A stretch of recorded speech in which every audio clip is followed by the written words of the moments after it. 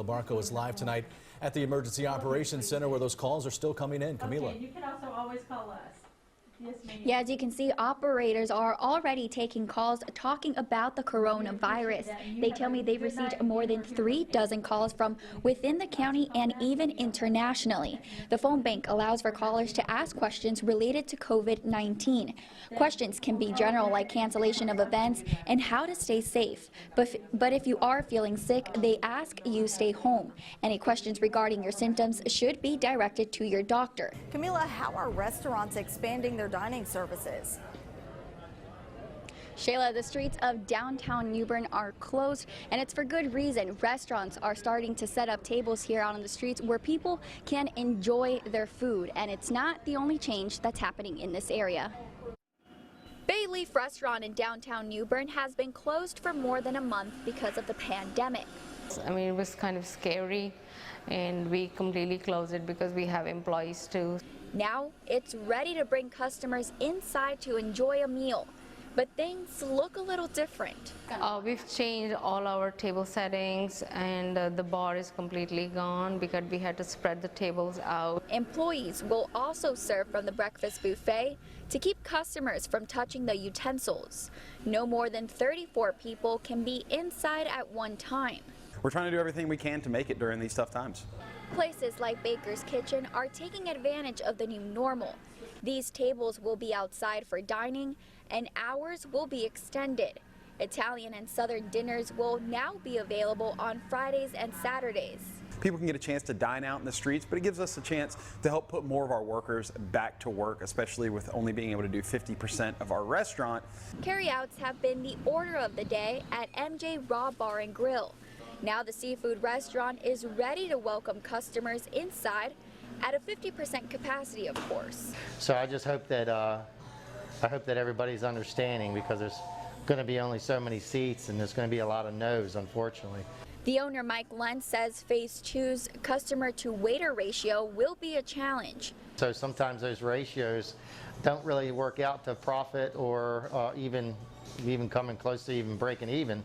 But these owners are hopeful business gets back to usual. It'll be a blessing. I'll be happy to see everybody around here. Restaurants will continue to stay open during Phase 2 at 50% capacity, and downtown New Bern will shut down these streets while these street cafes are in operation on Fridays and Saturdays, with the exception on this weekend on Sunday. Live in New Bern, Camila Barco, 9 on your side. Yeah, the patient's family is also in isolation due to the high risk of exposure, but at this time, no one else from that family is testing positive for COVID-19. The Naval Medical Center on base determined the patient did not catch this through local transmission. Investigators say the patient was in contact with another case outside of the county. The family has been in quarantine since before the symptoms presented. Experts tell me the risk of spread from the patient is unlikely. The family is under strict supervision of the Naval Medical Center, and the county's health director is stressing their initial message of hygiene and social distancing. I think that, making sure that the public continues to be vigilant in protecting themselves by heeding the advice that has been given widely about hygiene and social distancing are the most important things that we can do at this moment. To clarify, the patient tested presumptively positive, meaning the person has tested positive at a state laboratory. The results are pending confirmation by the CDC, and the county has set up a citizens phone bank. That number is 910-989-5027. Any questions that you may have about the coronavirus can be answered by operators. Any medical concerns that you may have should be left to your doctor. Aboard Camp Lejeune, Camila Barco, 9 on your side. Well, Shayla, I'm currently at Fit for Live, a handful of gyms in Jacksonville that reopened this past Monday. As you can see, people can work out here, but employees are also working with safety measures to keep everyone safe. It's the sights and sounds of some normalcy for people at Fit for Life. feel like it's a lot safer to come in here and build that immune system up. The fitness center is back open even though Governor Roy Cooper's orders prohibit it. It wasn't fair to us as a company, as you know, speaking for all gym owners across the state. Customers like Samantha Biven consider gyms as essential. It's a mental therapy for me, prior service, PTSD, so not having that opportunity to have somewhere positive to unplug at is actually more damaging to me than what's going on right now. Biven and others are not concerned about stepping inside fitness facilities during a health crisis. I think it's fine. The staff make sure to keep everything clean and safe. Customers' temperatures are checked at the front door, and employees supply them with cleaning supplies.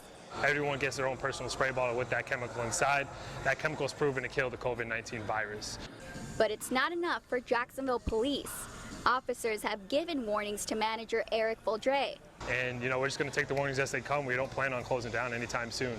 In a statement to 9 on Your Side, Chief Michael Yanero says officers will respond if they get complaints of possible violations of state orders.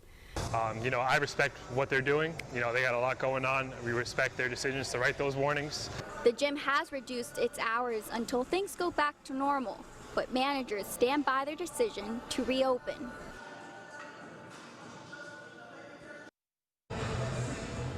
Fit for Life's owner filed a temporary restraining order to allow gyms to reopen without law enforcement interference.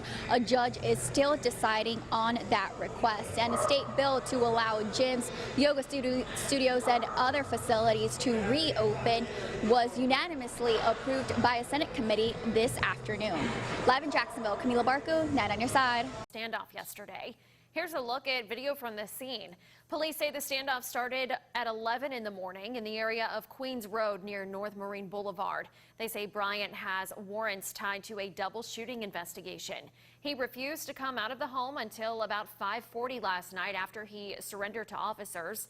Bryant was taken to Jacksonville Police Headquarters for questioning.